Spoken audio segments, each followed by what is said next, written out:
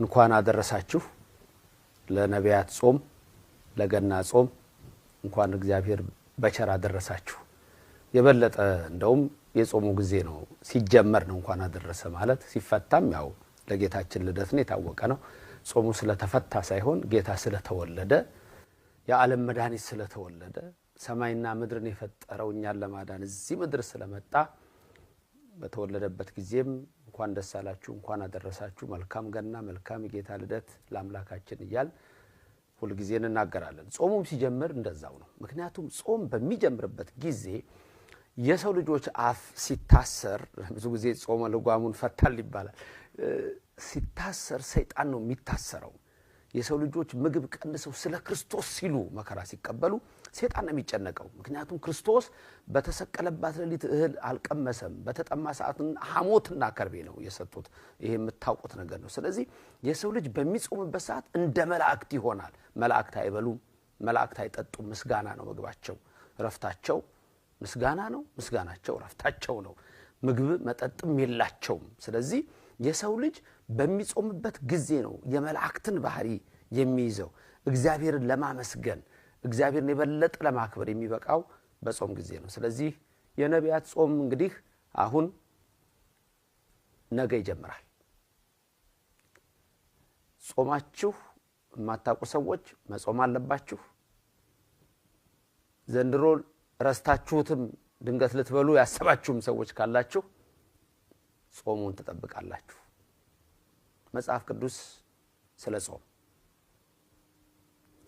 በመጀመሪያ የነቢያት ጾም ከሰባቱ አጽዋማት አንዱ ነው የአዋጅ ጾም የሚባሉት ሰባት አጽዋማት አሉ ከዛ ሰው ደግሞ በፈቃዱ የሚጾመው ጾም ይኖራል እንደ ጳጉሜ ወይም ደግሞ ዘመነ ጽጌ ላይ ሰዎች ሊጾሙ ይችላሉ ይሄ የሚነገር ጾም አይደለም የራስ ነው የግል ነው ሰባቱ ግን ያዋጅ ናቸው ከዛ ውስጥ አንዱ የነቢያት ጾም ነው ነቢያት ጾመዋል ለምን ጾሙ ክርስቶስ ሆይ ውረድ መታደነን ከድንግል ተወልደ አድነን ይያሉ ሲጾሙት ነበር እኛ ለምን እንጾማለን ሁለት አብይ ነገር አንድ ከነቢያት ጋር ወዳጆች ስለሆነን እንተባበራለን ከበሩት ነቢያት ጋር ሁሉ እንተባበራለን አንድ መሆናችንን እናሳያለን ሁለት ክርስቶስ ደግሞ እነሱ ውረድ ተወለድ እንዳሉት በእኛ ልብ ውስጥ ይወለድልናል ለስም አጠራሩ ክብር ምስጋና ይግባው ስለዚህ የነቢያት ጾምን ከሰባቱ አጽዋማት አንዱና ዋናው ነው ከ12ቱ ደቂቅ ነቢያት ከ16ቱ አንዱ የሆነው ኢዩኤል የተባለው ነብይ በምዕራፍ 2 ቁጥር 12 ላይ ወሳኝ ቃል ይናገራል እግዚአብሔር ወደኛ እንዲመለስ ካስፈለገ እንዲመጣልን ከፈለግን ድንቅ ነገር እንዲያደርግልን ከፈለግን የልባችን ሐሳብ እንዲፈጸም ከፈለግን እምትመኙት እንዲሆንላችሁ ከፈለጋችሁ የምትሹት እንዲሳካላችሁ ከፈለጋችሁ በፍጹም ልብ ወደ እግዚአብሔር መመለስ ሲሆን ያም ደግሞ በጾምና በጸሎት በዋይታ ነው ሶስት ነገር ነው የሚጠቅሰው ነብዩ ኢዩኤል 2:12 በፍጹም ልባችሁ ተመለሱ ይላል መመለሻው መንገዱ 3 1 ጾም 2 ጸሎት 3 ዋይታ ወይም እንባ አንብ ማልቀስ ኃጢያትን ያያሰቡ የዓለምን ነገር ያያሰቡ አይደለም አዳምና ሔዋን ከገነት ወጣን ጌታን የመሰለ አምላክ አጣን ይያሉ እንዳዘኑ እንጂ ይሄን በላ ነበር ይሄን ተጣ ነበር እንዳሉ ሳይሆን ነበር እሱንም ቢሆን እግዚአብሔር አይከለክልም አስቀድማችሁ መንግስቱን ፈልጉ ሁሉን ይሞላላችኋል ይላልና ነብዩ ኢዩኤል በፍጹም ልባችሁ በለቅሶ በጸሎት በዋይታ ወደኔ ተመለሱ ይላል ምጽዋትም አንዱ ነገር ነው ከሚሰጠም መስጠት ይሄንን ነው ጌታችን ኢየሱስ ክርስቶስ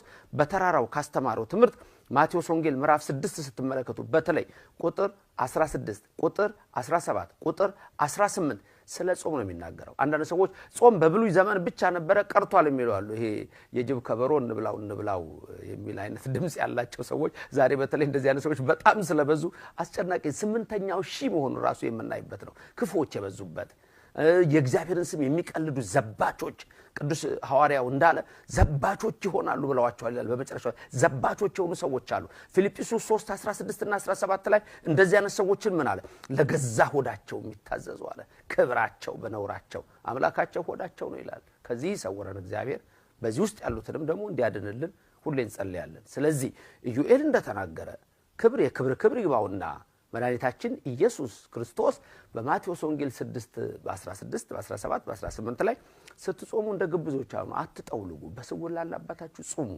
እሱም በስውር ያላባታችሁ ይከፍላችኋል ይያለ የጾምን አስፈላጊነት ይናገራል በብሉይም ይጾማል በሕገ ልቡናም ይጾሙ አሉ በኦሪት የጾሙ አሉ፣ በአዲስ ኪዳን የጾሙ አሉ። ሁሉ ጾመዋል፣ እኛም እንጾማለን። ከሰባቱ አጽዋማት ደግሞ አንዱ የነቢያት ጾም ነው። አንድ ነገር እስቲ ያስቡ። ብርሃን ዓለም ቅዱስ ጳውሎስ በረከቱ ይደርብንና በዕብራውያን መልእክቱ 11 ላይ ይልቁንም ቁጥር 36 37 38 ላይ ምንድነው የሚለው? ስለ አባቶቻችን ስለ እናቶቻችን ዓለም አልተገባቻቸውምና ዓለምን አልፈለጓትም፣ እሷም አትፈልጋቸውም፣ የጥፋት ናት፣ ሊጠፉባትም እነሱ አይፈልጓትም። ስለዚህ ዓለም አልተገባቻቸውምና የበግና የፍየል ቆዳና ሌጦ ለብሰው በምድረ በዳ በዋሻ በፍርኩታ ውስጥ እነሆ ተንከራተቱ አባቶቻችን ይላል። ተመልከቱ። ዓለምን ትተው ልብሱን ትተው ድምፅ አራዊት ግርማ ሌሊት ታግሰው ጤዛ ልሰው ድንጋይ ተንተርሰው እነዚህ ናቸው እኮ አካይስት አቃርብት ካሉበት ምድረ በዳ ውስጥ ገብተው ልምላሜ እጽ ከሌለበት ወድቀው ክርስቶስን ያሰቡ እግዚአብሔርን ያሰቡ እንዲህ አይነት አባቶች አሉን ይላል። የእምነታቸውን ፍሬ እየተመለከታችሁም ተከተሏቸው የሚለው ዕብራውያን 13 ቁጥር 6 ቁጥር 7 ላይ ይሄንን ነው።